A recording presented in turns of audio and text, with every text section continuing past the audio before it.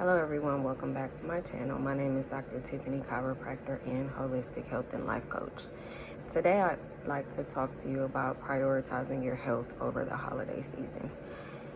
Do you have a plan? We know that this time is a very busy and festive time of the year where you participate in a lot more events, whether it's parties, social outings with your children or your family, and anything and everything else in between. So my question to you is, do you have a plan in terms of prioritizing your health? And if you don't, then that's okay. That's what I'm here for. So I've come up with 5 key areas that I think would be important for you to focus on. And if you focus on these areas, not expecting perfection, but just being mindful, then I'm pretty confident that you will step into the new year successful. So the first area is your sugar intake. We know that at these parties, events, and any and everything, work events, right? Family gatherings, there is an abundance of cookies, cakes, pies, homemade candy, store-bought candy, or any and everything else under the sun. So the goal is to not deny yourself. Don't completely eliminate anything, because if you do that, then you're more than likely to binge. But have a plan going into that event. Maybe you are going to a gathering with your coworkers and one of them makes a batch of candy that you really enjoy. Limit yourself. Say, hey, I'm only going to have maybe 2 or 3. If you're a person who likes carbonated beverages, maybe you'll say, well, I won't have a soda today at work because I would like to have one tonight when I go to the work outing. So it's all about coming up with a plan to help you conquer the day, and don't allow the day to conquer you. So you don't want to go into the event without a plan, and then you overindulge, and then you leave, and now you feel a sense of defeat, right? Because that's only going to spiral into the next day, and before you know it, now the situation is out of control. So have a plan. Maybe 3 to 5 pieces of candy, 1 soda instead of having a soda earlier in the day, or having your favorite Starbucks beverage. It's all about moderation. It's not about elimination. We don't want you to completely eliminate anything. The next area that I want you to focus on is portion control. So we know that there will be spreads of all different types of food, both healthy and unhealthy. And again, the key is moderation, not elimination. So if you have a plan and you say, hey, I know that I like the meatballs, or I know that I really like the pasta or the chicken wings, make sure that you're focusing on consuming smaller portions and also adding more fruits and vegetables to your plate. If you're a person that likes sweets, maybe you like to trade in some of the sweets for fruit, right? That will help you to be successful so that you're not overeating at every party. Portion control is key. Yet please use the smaller plates. They will also help you work on the portion control. Maybe saying, I'm only going to go once. I'm not going to go back for a second plate or a second serving. So whatever it is, just be mindful of monitoring your portions, and again, have a plan prior to attending the event. The third area that I'd like for you to focus on is your alcohol intake. As adults, we typically consume more alcohol during this type of year, whether it's a glass of wine, whether it's a martini, a margarita, a shot, a beer, what have you. If you are a person that consumes alcohol, come up with a plan to help you consume the alcohol in moderation. Now, we know that drinking too much is not good for you, right? Everybody knows that.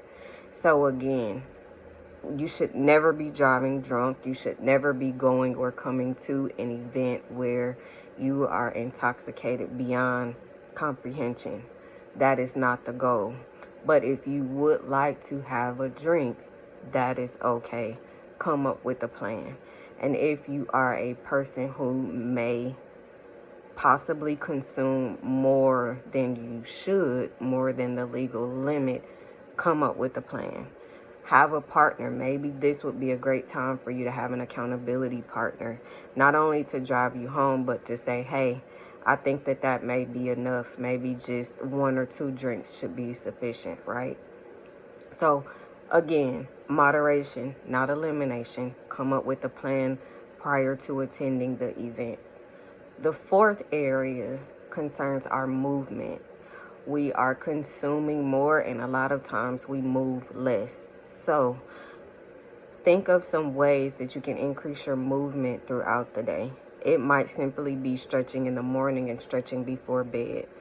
It may simply be going for a walk before or after a meal, right? One thing that I like to do, my mother kind of often laughs at me, is if I feel like I've eaten more than I normally would have, and it's in between walking time, I'll just do 25 or 50 jumping jacks. So it can just be small things. You can turn on a 5 or 10 minute video on YouTube and just move. You are consuming more, so you want to be intentional about moving more so that you aren't putting on the excess weight. The last area, which is the area that I don't think a lot of people consider, is serving.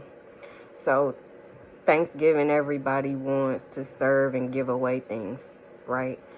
But what about helping the person that you see at the gas station, or maybe helping an elderly person that you may see at the mall? Or if you see that a person is short when you are grocery shopping or at the store and they may need $2 or $3, maybe thinking of giving it to them instead of just standing there and being frustrated about them holding up the line, which we so often do because we're extremely impatient people, right? So I challenge you to not only want to serve during Thanksgiving, but serve and make it a habit of serving, not just during the holiday season, but every day. Look for a reason. It can be something as simple as holding the door for the person behind you, because not very many people do that anymore. All of those are areas that will not only help you health-wise, but when you take the time to go out of your way to serve somebody else, you're putting a smile on their face, whether it's big or small. And guess how that makes you feel? It gives you joy to know that you were able to help someone else. So in closing, monitor your sugar, monitor your portions, monitor your alcohol. Remember, we are focusing on moderation and not elimination.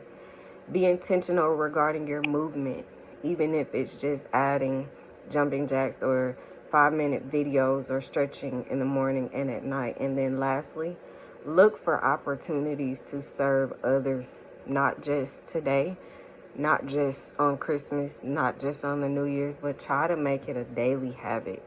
Again, it can be something as small as holding the door for a person, and you never know what that could lead to.